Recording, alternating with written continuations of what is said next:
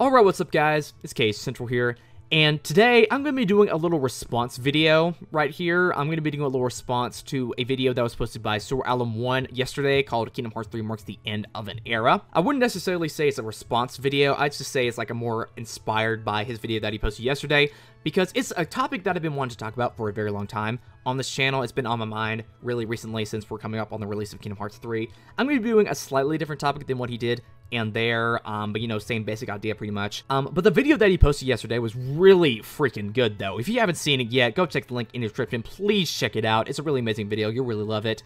And also, please watch it before you watch this video for context and stuff like that. So again, that's what I'm going to be doing today, a video kind of inspired by that. And Dean, hey, if you're watching this, that was such an amazing video, man. I really love what you do with that channel. Make such amazing content, man. You're a really nice dude. It's been a while. Miss you. So today, in this video, I'm going to be talking about why Kingdom Hearts 3 marks the end of not just an era, but of my adolescence, my childhood life, and it officially marks my transition into adulthood. So, you know, here we are, guys. December 19th, 2018, when I'm publishing this video on YouTube, we are almost to the release of Kingdom Hearts 3. We are almost just a month away from the release of this game that we've been waiting for so long. It feels so weird that it's actually coming out because, you know, we've pretty much known for the past, like, 5 years or pretty much 13 years is that, like, this game's ever going to come out. It's pretty much vaporware for a long time. Think of Half-Life 3. It was sort of similar to that. It was kind of a meme at a point. But then it got announced, and now it's almost here. We're almost a month away from the release of this game that we've been waiting God knows how long for. The agonizing wait is almost over.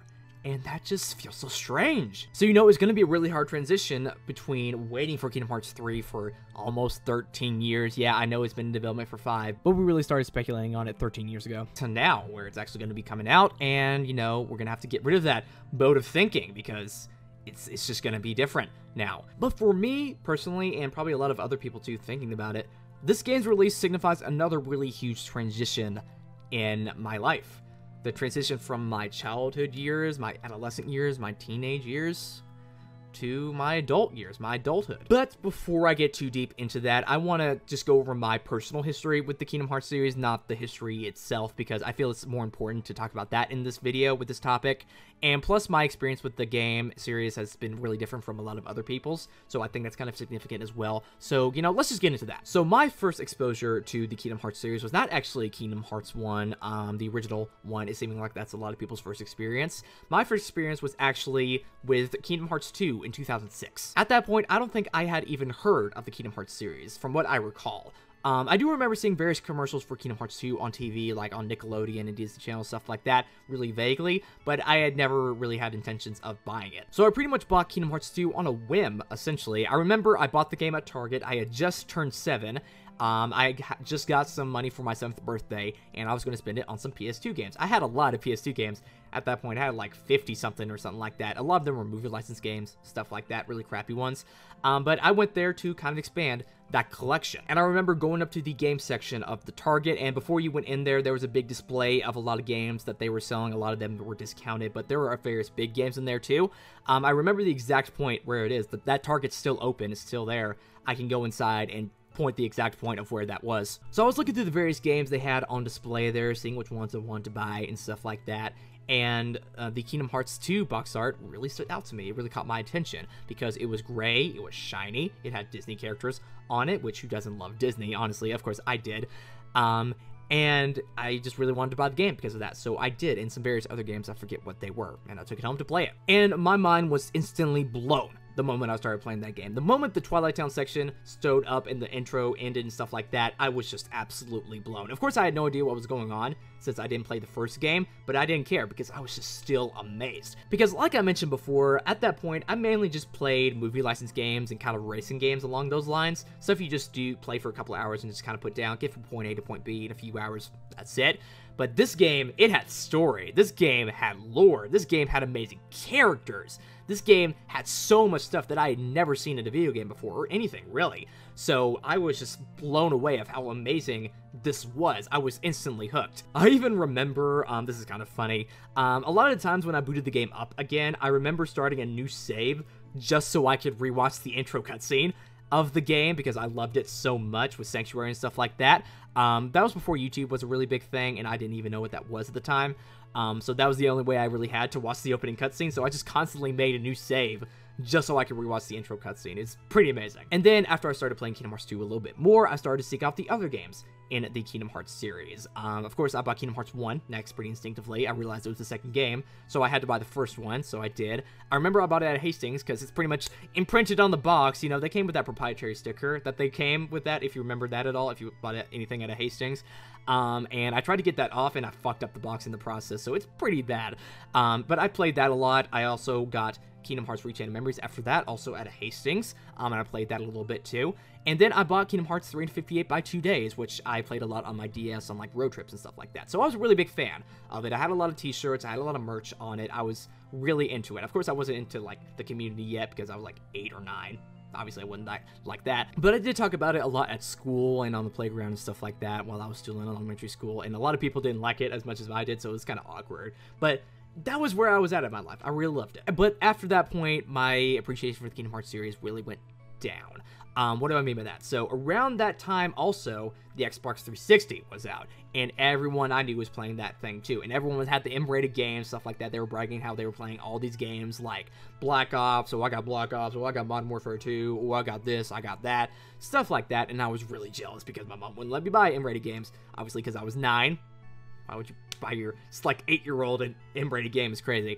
But I was really jealous. I begged my mom to get me an Xbox 360 and to let me play an M-rated game with it. And eventually she caved in. On my 10th birthday, I got an Xbox 360 with Halo 3. And you know, I just kind of forgot about Kingdom Hearts, really. I put down the PS2, I put down the DS, and just played the Xbox 360 exclusively and played Halo exclusively pretty much, and Call of Duty somewhat.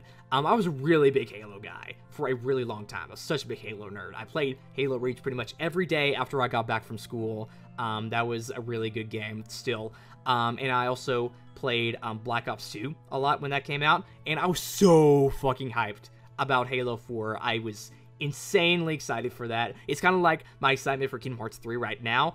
But, you know, Kingdom Hearts 3 is a little bit bigger. But I was still super excited. The wait was killing me for that one. I had never waited for something that long, and I was dying. And, you know, Kingdom Hearts just became really insignificant in my life. I didn't buy Birth by Sleep. I did buy a PSP for that.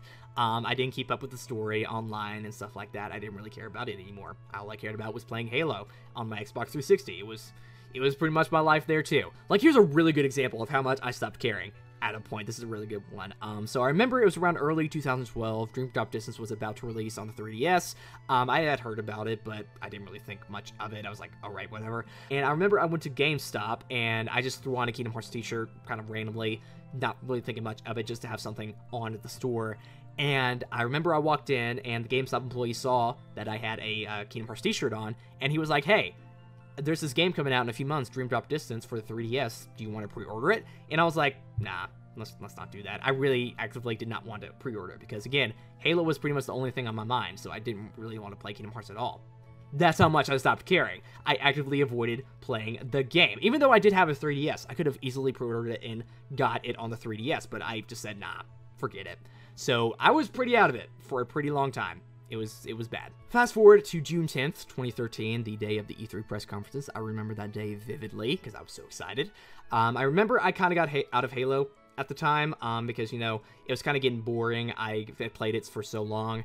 And I was really excited about the PS4. I was seeing so much about it. I wanted to pre-order it so bad, and, you know, I was just really excited about it.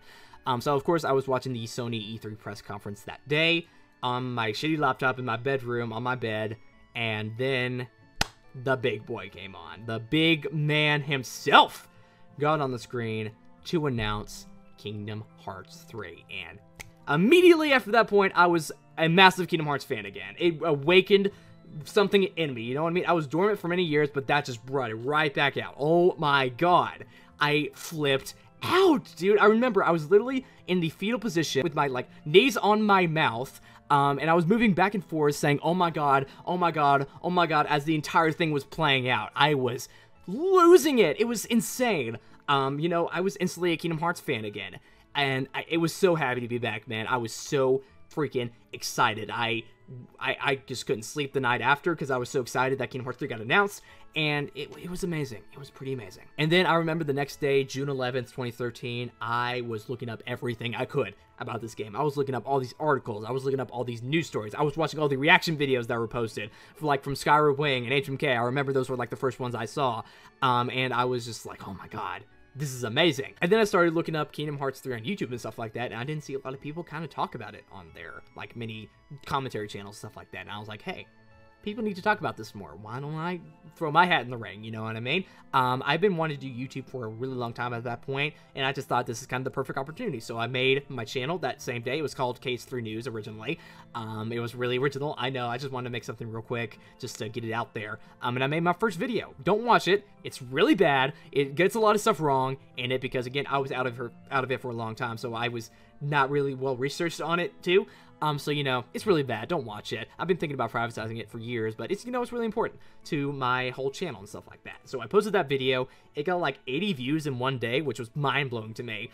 So, you know, hey, people were watching this, why don't I keep doing it? And so I did, and I got a lot more into Kingdom Hearts again. I started playing all the games again on my PS2, and I started seeking out other games as well. Unfortunately, I did not have a PS3 to buy the HD remixes, which sucked, but still, I was continuing to play the other Kingdom Hearts games that I had. And, you know, I started to meet a lot of cool people, like Edo, Volts, KH Limited, people like that. I started getting a lot more subscribers. I was getting a lot of attention, even though I was kind of bad.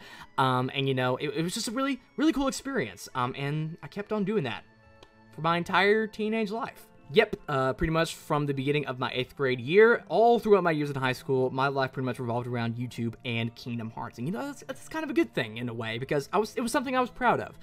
You know, I didn't really have that much to be proud of at that time because, you know, I was kind of a loser. A lot of people didn't like me. And, you know, this was something that I could say, hey, this is something that I did, and I had a lot of success in. My life pretty much revolved around that. Of course, the ride wasn't all that grand. I went through all the sort of teenage stuff that everyone goes through, you know what I mean? I don't want to get into too many personal details right here, because, you know, that's a little sensitive, and my mental health is kind of private too.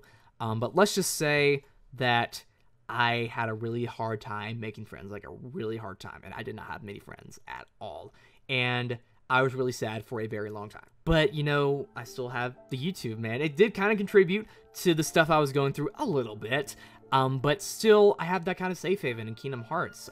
It was something that I could play when I was down. It made me feel better every time because, you know, that Kingdom Hearts has that power. And it just made me feel better. It was kind of a safe haven from when I was going through a bunch of stuff. And my teenage life, again, revolved around Kingdom Hearts for that reason. So it plays a pretty significant part in my life. But, you know, now we're here. We're a month away from Kingdom Hearts 3 being released. I've been doing this YouTube thing for the past 5.5 years, ever since the game was announced. And we're almost at the end of this long-ass journey that we've been on, you know what I mean, with the hype around Kingdom Hearts 3. And, you know, I still am in kind of in that mindset of hype around this game because, you know, I don't know anything different, like Soraalam1 said. And I'm still kind of in that adolescent mindset, that teenage mindset, because, again, that's pretty much how my teenage life revolved around. So I'm still sort of in that mindset. But, you know, after Kingdom Hearts 3 releases and the hype dies down and we move on from that Kingdom Hearts 3 hype that we've been doing for so long because it's going to be out, I'm going to have to move on from that mindset. I'm not going to be in that mindset anymore. It's going to be a really hard transition. It really is for a lot of people because you can't really just do that on a whim, really. But now I'm going to have to transition away from that adolescent mindset into kind of an adult mindset now. Because now I'm 19 years old. I am legally an adult, you could say. And also, I'm about to start my second semester in college here in a few weeks. But back when I started getting into Kingdom Hearts a lot and Kingdom Hearts 3 got announced and started doing YouTube, I was 13 years old, about to start 8th grade. And those things are like the last things I have left, essentially, of my adolescence. I'm starting to have a lot more pressure put on me. I'm starting to have a lot more responsibilities. I have another job aside from this as well. And it's just mounting up, man. And it's seeming like I have to do adult stuff now. But this is the last shred of childhood that I have left. And I am really scared. Because I just don't want to get rid of it. You know what I mean? I really don't want to get rid of it at all. That Kingdom Hearts 3 hype and stuff like that it just represents a much simpler time in my life, you know what I mean? Like, where I didn't have to worry so much about all this pressure, all this responsibility, all these finances, all these taxes, all these pressure to do all these certain things in your life. I didn't have to worry about that back then. But now, this is like the last shred of what I had of that left. And it's about to end in kind of a month. You know, after I put down Kingdom Hearts 3, after I'm done with it, after I play it a little more after a little while, that's going to be it. I have to move on to something else. Kingdom Hearts 3 app's going to be gone. And I'm going to have to kind of become an adult. I only have really a month left to be a child, you could say. I know that's kind of cliche to say and it's kind of stupid. Like, oh, you're ruining my childhood. Oh, my childhood's ending. But it's kind of true in my situation. Because I'm now an adult. I have to do adult things. I'm already doing adult things, obviously. But I still want to hold on to this last shred that I have left with the Kingdom Hearts 3 hype. And it's going to go away soon. And I have to become an adult. And that really scares me. But, you know, I guess I have to accept that. Because I have to move on to different things. I have plans for what I want to do in the future. I don't want to say what they are now, but I have plans. Maybe even bigger than this. And I just hope that I can handle this transition well. Because I feel like after Kingdom Hearts 3 comes out, I'm going to have like a lull, like a big depression. Because I'm going to be in just a big transition period. And I don't do well with transitions at all. Really, you don't understand. So I am going to have to go through a little bit to get through there. But I think I'm going to be okay. I'm going to be an adult. I'm going to be a strong man. But I only can be a child for a little bit longer. So I'm going to be savoring every single moment that I have left with these 1 months. And I'm going to live it up to the fullest. I'm going to make sure this thing fucking counts on YouTube. I didn't go this long on YouTube just to give up and just not live it up now. So that's what I'm going to be doing. Kingdom Hearts 3 hype. It's about to go away. I'm gonna love every second of it, though. And on a final note, I just kind of want to say that now with this Kingdom Hearts 3 hype being over and, you know, it's coming to a close, I kind of want to go back to my 7-year-old self back then when he was buying Kingdom Hearts 2 and tell him how much of a monumental decision that would be for him, how much success that would bring him in the future, how many people that would lead him to meet, how much of a connection that he would have with it, how much of a role that would play in his life in the coming years, because he had no idea. But that person's slowly going away now. I'm becoming an adult. Yet, I still want to go back to him and say, bud, buying that game on the PS2 was the best decision you ever made in your life, because looking back on it and looking where I'm at now, it really was. And yeah, that's the video. I'm sorry I went on a long-winded speech right there. I know I am known to ramble a lot, so, you know, I had a lot of stuff to say, honestly. So if you made it through this far in the video, thank you so much for watching. Again, Dean, thank you so much for making that video. It inspired me a lot to make this video and just made me get off my ass and finally make it. So I, again, disabled comments on my videos because of the spoilers that are going around for the game since the leak happened, and I don't want you guys to get ruined by that. So I disabled comments because of that. But still, where are you in your life right now? How much of a connection do you have to the Kingdom Hearts series, of Kingdom Hearts 3 in general, you know what I mean? You know what, just go ahead and send me a tweet on Twitter and tell me your kind of experience with the story and stuff like that. I'm really interested to see what you guys say about that. So, yeah, go ahead and do that if you want to. Make sure to subscribe and like this video, because that'd be really awesome if you did. And follow me on Twitter, too. And this has been K Central, and I will see you guys later. Thank you for watching this video with me. Bye.